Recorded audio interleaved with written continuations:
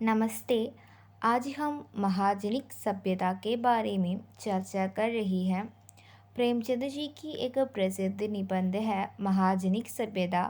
मुंशी प्रेमचंद जी ने महाजनिक सभ्यता नामक निबंध में यह दर्शाया है कि जब से समाज और संस्कृति अस्तित्व में आया, जीवन की तमाम आवश्यकताओं के अनुसार हर युग में कभी बल, कभी श्रम और कभी धन मनुष्य की सफलता का उद्देश्य माना जाता है। इस निबंध में उन्होंने 3 प्रकार के सभ्यताओं के बारे में बताया गया है। पहला है जागीरदारी सभ्यता, दूसरा है महाजनिक सभ्यता, तीसरा है नई साम्यवादी सभ्यता। प्रेमचंद जी ने जागीरदारी सभ्यता के बारे में जो बताया है वो है, जागीरदारी सभ्यता में समाज का नेतृत्व वही व्यक्ति करता था जो शारीरिक एवं मानसिक दोनों रूपों से शक्तिशाली है। अतः साम्राज्यवाद में वृद्धि और वाणी समाज का नेतृत्व करती थी।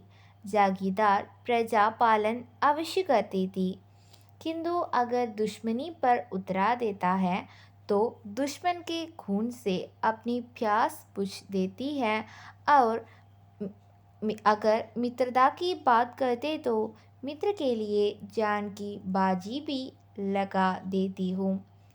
बादशाह अपना आज्ञा को ही कानून समझती हूँ, इसलिए मुँह रखकर आज्ञा को पालन कर रखो।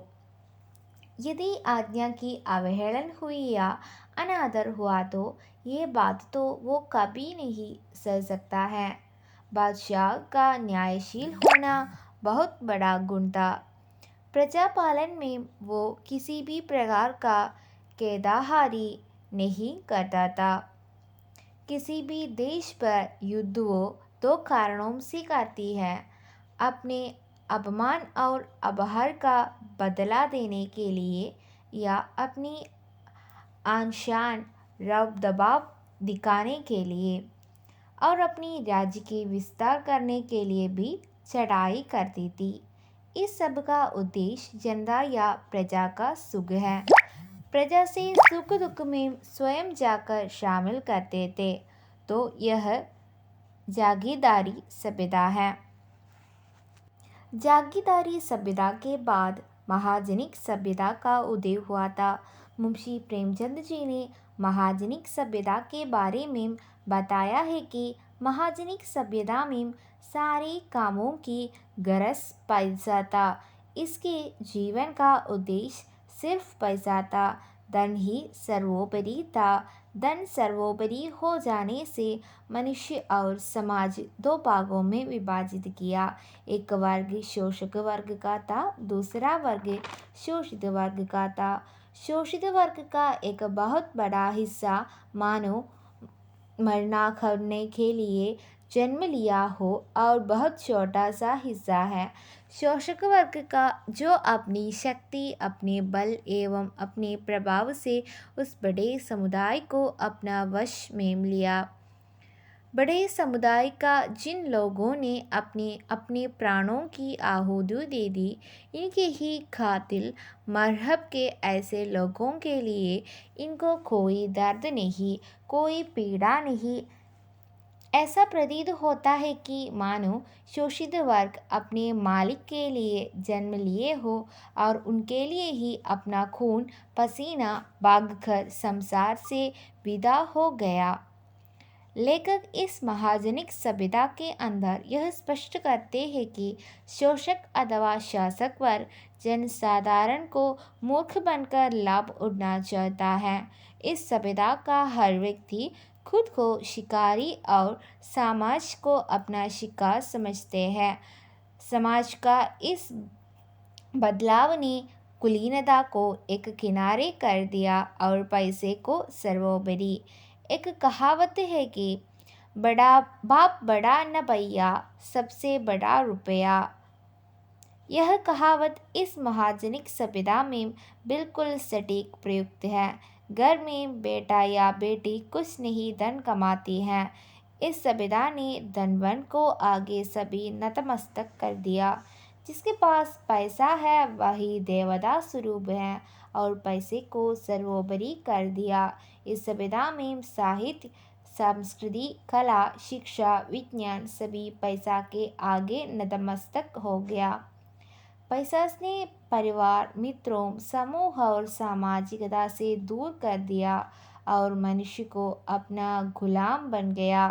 प्रेमचंद जी ने यह भी बताया है कि अपना देश की कुछ लोगों ने अपने कर्तव्य को महत्वपूर्ण देखकर पैसों को ही महत्व दिया। जैसा डॉक्टर, वकील, रजिस्टर आदि पैसे के बिना काम नहीं करते थे। मौलवी, पंडित सब पैसे के गुलाम हैं। जहाँ दया, स्नेह, सच्चाई और सौजन्य होता था, आज महाजनिक सभ्यता में यह सब शून्य हो गया। पहले मनुष्य समय परोपकार में बीता था, आज मनुष्य धन कमाने में। हर व्यक्ति अपना समय धन कमाने में लगाया है। परिभाषा ही बदल गया है, समय धन हो गया है एक सफल व्यक्ति के लिए। इस सभ्यता का एक और सिद्धांत है बिजनेस इज बिजनेस, व्यवसाय व्यवसाय है। इस सभ्यता में भावुकता जैसे मनोभावों के लिए कोई स्थान नहीं है।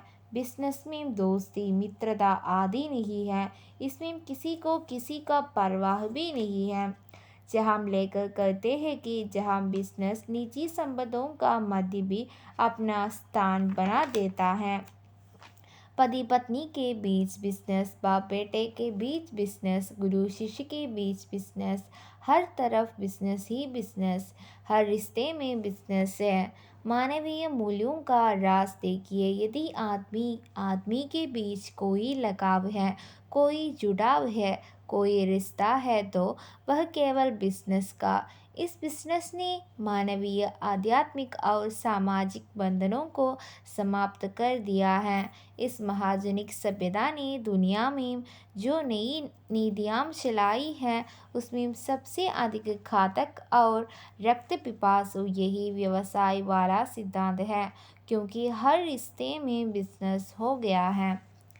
इस सभ्यता का आत्मा है व्यक्तिवाद।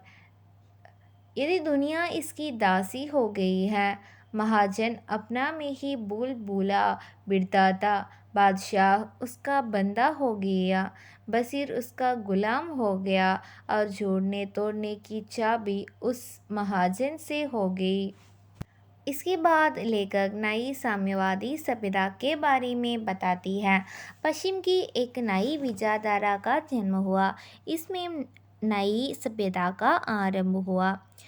यह महाजनवाद या पूंजीवाद का ताजा बांध पर लटक गया और उससे जड़ से उगड़ने में भी सक्षम हो गया। उसने एक ऐसा राज्य या समाज का संघनाद किया जो अपने दिमाग, शरीर बल पर श्रम करके कुछ अर्जित किया। लेखक की दृष्टि से वो लोग सबसे अधिक पापी है। इस नई सभ्यता में कोई पूंजीवादी लाखों मजदूरों का खून आप नहीं सकता।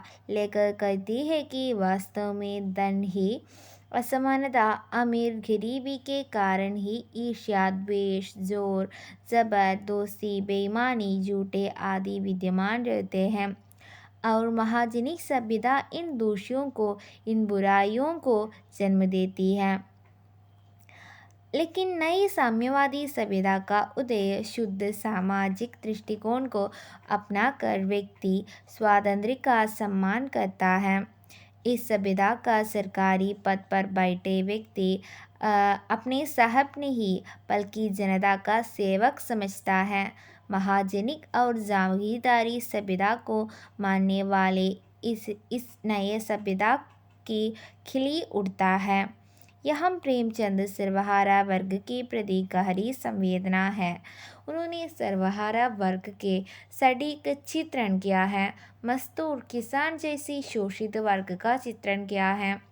अंत में यह प्रेमचंद जी कहती है कि ईश्वर ने हमें विद्या और कला जैसी संपत्ति दी है, तो उसका सर्वश्रेष्ठ उपयोग यही है कि हम उसे जन समाज की सेवा से लगाएं। यदि आवश्यकता पड़े तो जमींदारों का अत्याचार, पुलिस का जुर्म, रक्षा के लिए नियुक्त कर्मचारियों की मनमानी, झूठा न्यायपाल, वकीलों की स्वार्थपरता, सामाजिक कुरीतियाँ और अंधविश्वासों का संघर्ष में पीछे न हटे। सबको धन्यवाद।